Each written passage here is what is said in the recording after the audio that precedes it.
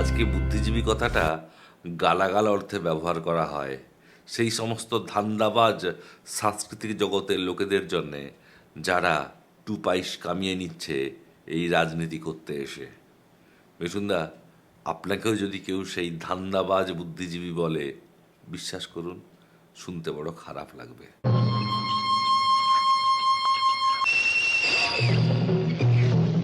Hello এবং নমস্কার। तू ना थकेगा कभी, तू ना थामेगा कभी, तू ना मारेगा कभी, कर शपथ कर शपथ कर शपथ, অগ্নিপথ অগ্নিপথ অগ্নিপথ। বন্ধুরা, হরিবংশ বচ্চনের এই বিখ্যাত কয়েকটা লাইন দিয়ে শুরু করছি এই কারণ আজকে এমন একজন মানুষকে শ্রদ্ধার্ঘ্য জানাতে যাচ্ছি যিনি কলকাতার উত্তর কলকাতার গলি থেকে মুম্বাইয়ের রাজপথ পর্যন্ত পাড়ি দিয়েছেন এবং 48 বছর তার সময় লেগেছে গৌরাঙ্গ চক্রবর্তী থেকে আজকে মিঠুন চক্রবর্তী হতে। হ্যাঁ, তিনি বাঙালির দাদা।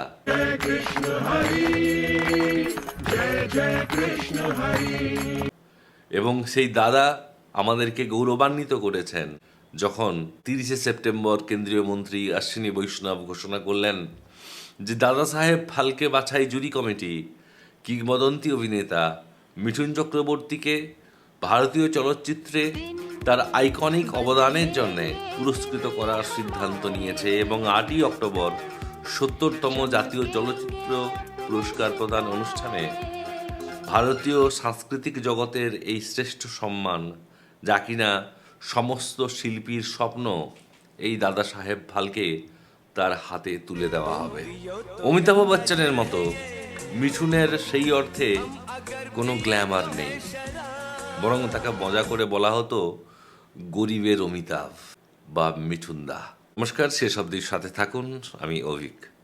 বন্ধুরা, দাদা সাহেব ফালকে নিয়ে বাঙালিদের একটা আবেগ রয়েছে, আবেগ জড়িয়ে থাকা স্বাভাবিক, কারণ 1984 সালে এই দাদা সাহেব ফালকে পেয়েছিলেন কিংবদন্তি সত্যজিৎ রায়, 2003 সালে পান পরিচালক মৃণাল সেন, এরপর সঙ্গীত জগতে তার অবদানের জন্যে এই পুরস্কার পান আর এক কিংবদন্তি মান্না দে, আর 2011 সালে এই ঐতিহ্যবাহী পুরস্কার পান বাংলা সিনেমার আইকন সৌমিত্র চট্টোপাধ্যায়। আর অবশেষে আর একবার বাংলা গর্বিত হলো যখন মিঠুন চক্রবর্তী এই পুরস্কার পেলেন। 1976 সালে মৃণাল সেনের মৃগয়ার হাত ধরে শুরু করা যাত্রা, যে যাত্রা এখনও চলছে, যখন এখনও কলকাতায় শাস্ত্রী বলে একটি ছবির শুটিং হচ্ছে। তো এই মৃগয়া থেকে শাস্ত্রী এই যাত্রাপথে মিঠুন চক্রবর্তী বহু পুরস্কার পেয়েছেন। যেমন তিনি 2024 সালেই ভারত সরকার কর্তৃক তৃতীয় সর্বোচ্চ বেসামরিক সম্মান পদ্মভূষণে ভূষিত হয়েছিলেন। তারও আগে 1992 সালে তাহাদের কথা এবং 1998 সালে স্বামী বিবেকানন্দ সিনেমায় অসাধারণ অভিনয়ের জন্যে তিনি জাতীয় পুরস্কার পেয়েছিলেন। ভোজপুরি, তামিল, তেলেগু, ভারতের প্রায় সব ভাষাতেই তিনি অভিনয় করেছেন।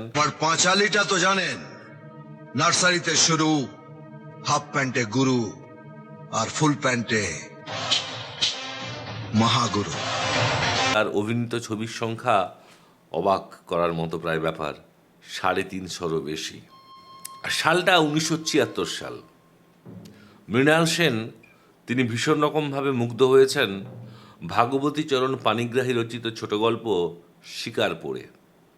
যে শিকার ছোট গল্পে বর্ণনা করা হয়েছে ঔপনিবেশিক ভারতে ব্রিটিশদের শাসন এবং শোষণ ব্যবস্থা, শুধু তাই নয়, ভারতীয় জমিদার কর্তৃক কিভাবে শোষণ করা হচ্ছে তার মর্মস্পর্শী বর্ণনা।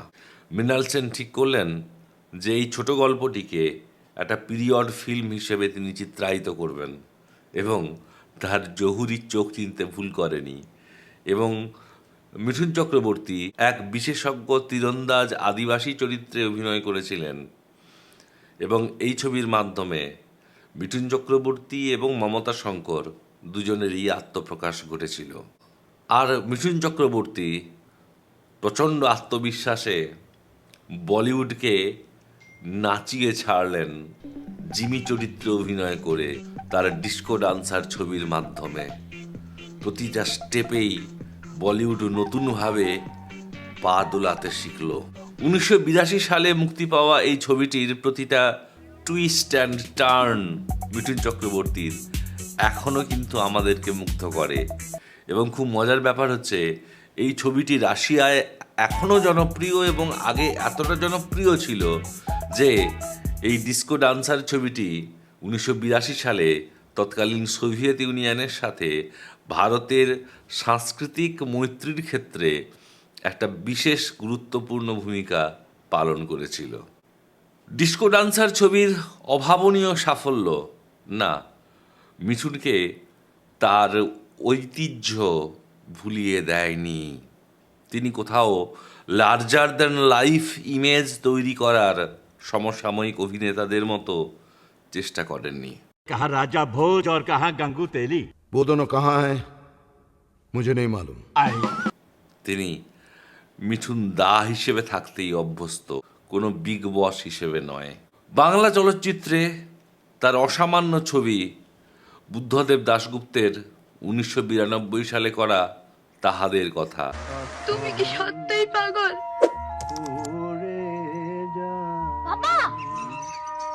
এমনকি 2010 সালে মিঠুন চক্রবর্তী অভিনীত শুকনো লঙ্কা বলে একটা ছবি মুক্তি পায়। হয়তো খুব একটা কমার্শিয়ালি সাকসেসফুল ছিল না, কিন্তু আমাদের জীবনের যে ছোট ছোট দুঃখ, ব্যথা, যন্ত্রণা, এর সঠিক মূল্যায়ন এর আগে বোধহয় কেউ এত ভালোভাবে করতে পারেননি।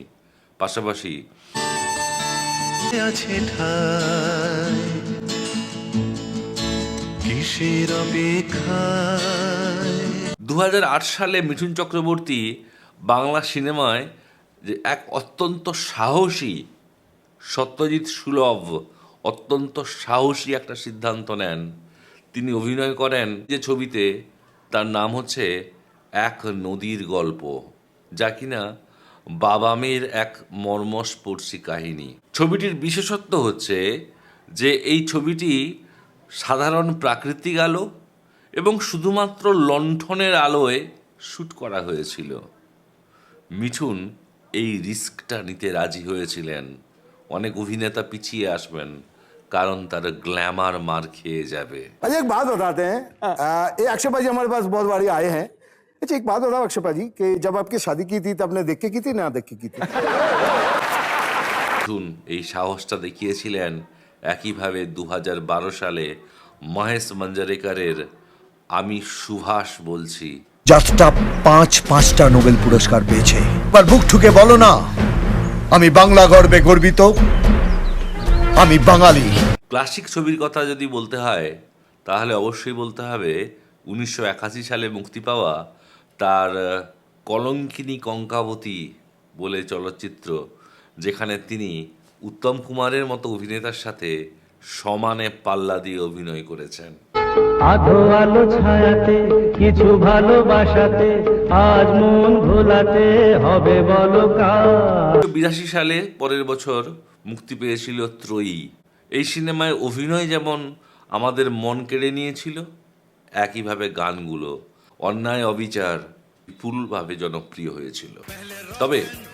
তবে মিঠুন চক্রবর্তী মূলত তিনি বিনোদনধর্মী অর্থাৎ কমার্শিয়াল হিন্দি ফিল্মের জন্যে ভারত তথা পৃথিবীতে বেশি পরিচিত। পদ্মিনী কোলাপুরীর সাথে তার অপূর্ব রসায়ন এবং বিবাহ পূর্ববর্তী এবং পরবর্তী প্রেমের আখ্যান হচ্ছে প্যার ঝুকতা নেহি। कर ना जाने क्यों और भी कुछ याद आता है। মাধুরী দীক্ষিতের সাথে এক পরিণত মনস্ক প্রেমের নিটল গল্প হচ্ছে প্রেম প্রতিজ্ঞা 1989 সালে। प्यार कभी कम नहीं करे ना। শ্রীদেবীর সাথে মিঠুনের অপূর্ব রসায়ন দেখতে পাওয়া যায় ওয়াক্ত কি আওয়াজ। বাসু চ্যাটার্জির ছবি পসন্দ আপনি আপনি 1983 সালে মুক্তি পেয়েছিল, যেখানে তিনি রতি অগ্নিহোত্রীর সাথে অভিনয় করেছিলেন। এটা অনেকেরই বিশেষ পছন্দের ছবি। শুধু মূল ভূমিকায় অভিনয় নয়, মিঠুন কিন্তু পার্শ্ব চরিত্রগুলোতেও ছিলেন সমানভাবে সাবলীল। 1990 সালে অগ্নিপথ সিনেমায় তিনি পার্শ্ব চরিত্রে অভিনয় করে ফিল্মফেয়ার এবং জাতীয় পুরস্কার পেয়েছিলেন। मैं कृष्णन अय्यर जम गया नारल पानी वाला। মণিরত্নমের 2007 সালে মুক্তি পাওয়া গুরু, যেটা আমরা অনেকেই দেখেছি।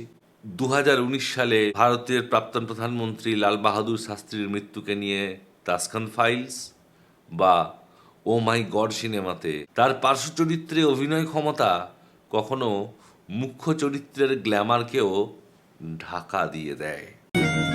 मैं तो नहीं हूँ इंसानों में। পুরস্কার মানে শুধুমাত্র একটা পুরস্কার না, পুরস্কার একটা স্বীকৃতি।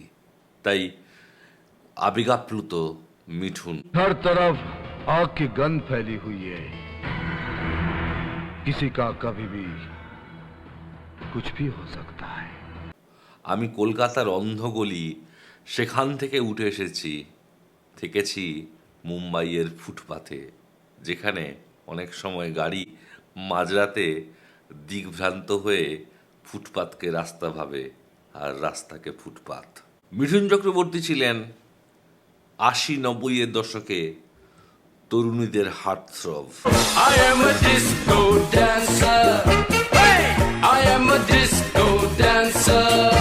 এই 2024 সালে তিনি এমন একজন মানুষ, বাঙালির হৃদয়ের মহারাজ, যাকে নিয়ে আইডেন্টিটি ক্রাইসিসে ভোগা বাঙালি একটু গর্ব করতে পারে।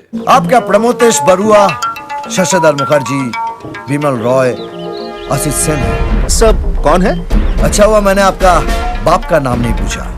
তবে মিঠুন চক্রবর্তী বোধহয় সেই ভুলটাই করছেন যেটা অমিতাভ বচ্চন করেছিলেন এবং পরে বুঝতে পেরেছিলেন তিনি কত বড় ভুল করেছেন এবং ভুলটা তিনি সংশোধন করে নিয়েছেন।